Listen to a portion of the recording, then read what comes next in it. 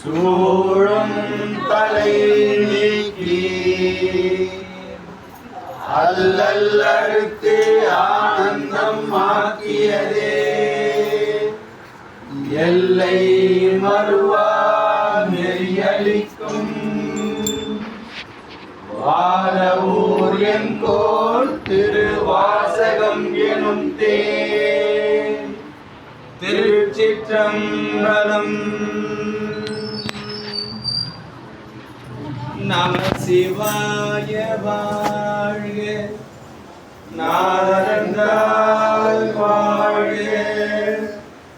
நம சிவாய வாழ்க, நாதந்தாள் வாழ்க. நம சிவாய வாழ்க, நாதந்தாள் வாழ்க. இமை பொழுதும் என் நெஞ்சில் நீங்கா